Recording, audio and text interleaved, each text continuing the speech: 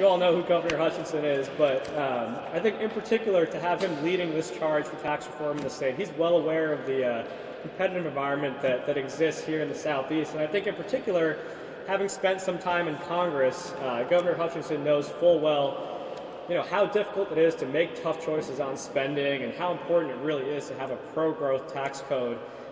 Fortunately, they were able to get that done here in Washington. I know that's something that he's been passionate about for a long time, so excited to have him here to address all of you and have him be at the forefront of this fight to make Arkansas's tax code more competitive in the 21st century. Governor?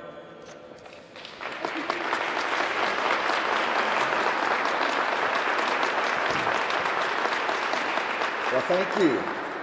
I'm excited to be here today, and I want to express my appreciation to Americans for Prosperity for hosting this and the emphasis on tax cuts, on tax relief for all Americans, but of course we're focused here on Arkansas. And I see some great legislative leaders that have got their hands deep into this issue, and I'm grateful for their partnership and what we have done, but also what needs to be done for the future. And I particularly appreciate the friendship and leadership of Teresa Olkey, who has moved these issues to the national stage and doing an outstanding job focusing on smaller, more limited government and tax cuts across the nation. And if you look at history, we've had a lot of things said about taxes, both by comedians, philosophers, politicians, and otherwise. Will Rogers once said that the only difference between death and taxes is that death doesn't get worse every time Congress meets. and that is funny, but I also reflected on it that Will Rogers never lived to see the Reagan tax cuts. He never lived to see the Bush tax cuts, nor the tax cuts that the Trump administration with Congress most recently passed. And so we have to say that there has been some instances in which Congress has actually lowered taxes, and each of those instances, guess what happened? Our economy was spurred on, it grew, and we had economic growth as a result of that. And you could also say the same thing about Arkansas.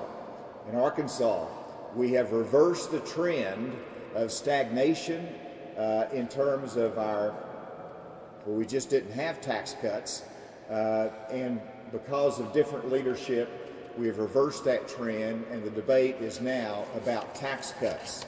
And today, we are having the right debate as to how much to cut taxes. That's the first question. How much to cut taxes? How much can we absorb?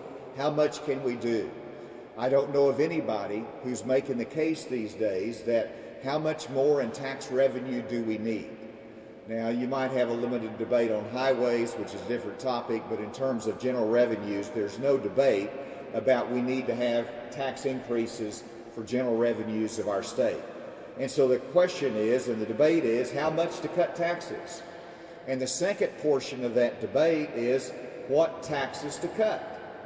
It isn't just exciting to have that debate, that we can fight and we can argue amongst each other as to where you start and what to do.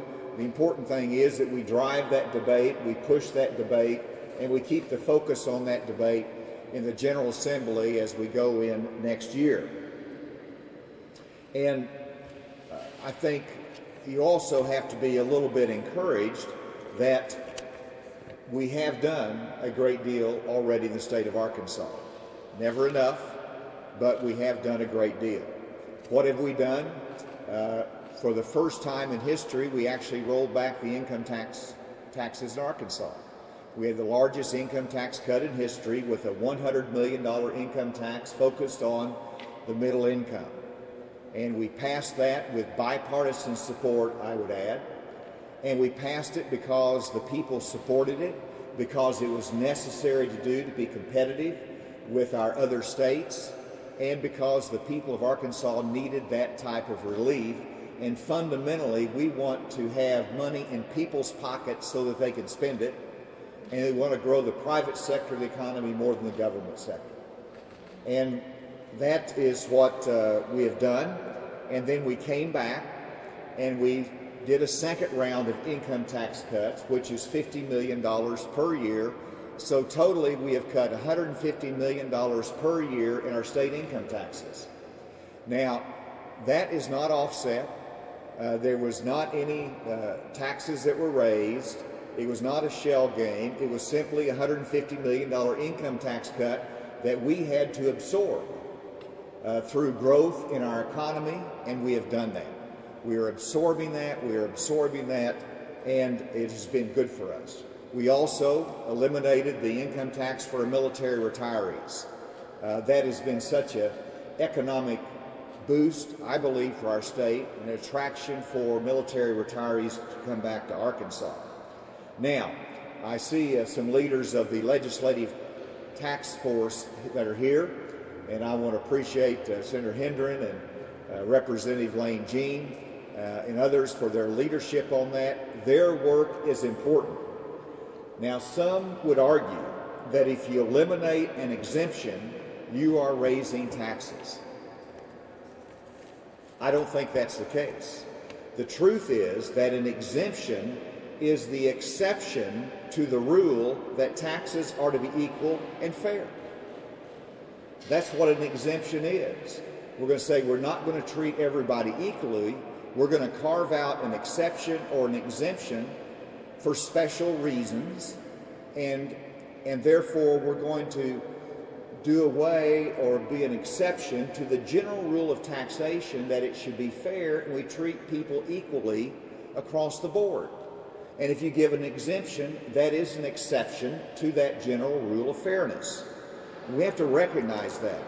And some exemptions or exceptions to that rule of fairness are justifiable. That's the reason, presumably, the legislature did it to begin with. We've just given an exemption to our military retirees. And we did it after a thoughtful analysis that this is the right thing to do to reward those who have served our country and served long enough for retirement. Secondly, we recognize it as an economic benefit for the state because people are going to move back here, get a second job, and so it's a good economic boost for us. And so we evaluated that exception to the general rule of fairness in order to accomplish an objective, and it was a legislative decision. What the task force is doing is right. They're saying, let's put on the table all of the exemptions, the exceptions to fairness, and let's see if they are justifiable in today's economy and with the sense of fairness that we should have. And we should not be criticizing them because, well, if you flatten that, if you eliminate that exception, it might have made sense 10 years ago, but maybe it doesn't now. It was a valid purpose then, but now it's simply an unfairness. And so that's a proper debate. It is a proper analysis.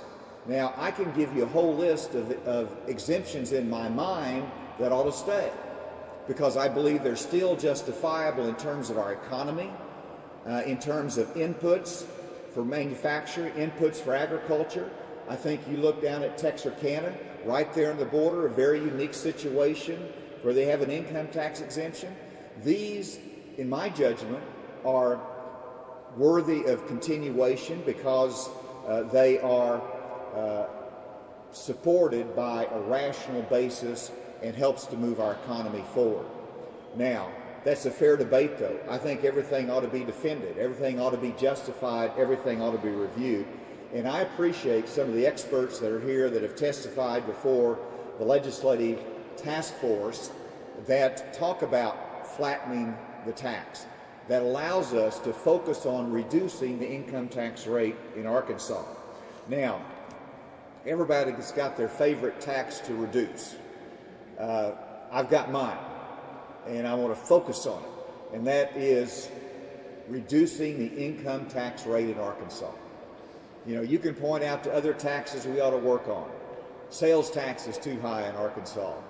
Part of it is we gave the local option to our cities and counties, and if we lower it at the state level, they're going to suck it up. And, you know, they're going to take the opportunity there, and they have a lot of needs as well. But, you know, we've got a lot of taxes that are too high, but you got to focus your energy on something. And my focus is on having a competitive income tax rate in the state of Arkansas. And it's appropriate because we're nearing April 15th, of course. And so that's why I'm asking the legislative task force to look at how we can best get to reducing it from a 6.9% income tax rate to a 6% income tax rate in the state of Arkansas. Now, I know some of you say, well, how about 5%? How about 4%? Let's get there. Let's start. Let's start. And this starts making us more competitive with our surrounding states. And that's $180 million out of our general revenue budget. And we have to be able to absorb it. We have to be able to create savings in state government through efficiency efforts that we're working on constantly. But we have to be realistic that this is not an easy thing to do. It is not easy to make sure we have a fair tax system, to make sure that we have this kind of relief and that we can win against all the people that might be concerned that what they see as essential services in the state might be reduced. We have not reduced essential services in Arkansas. We have absorbed it through a growing economy, and we've absorbed our tax cuts through efficiencies in government.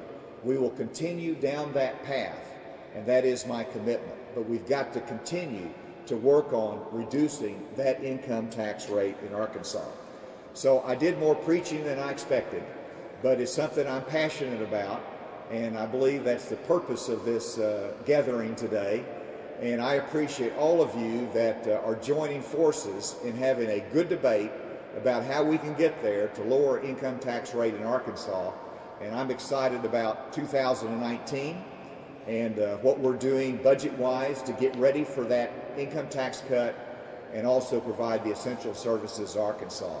So thank you, Americans for Prosperity. Thank you, legislators, for your engagement on this.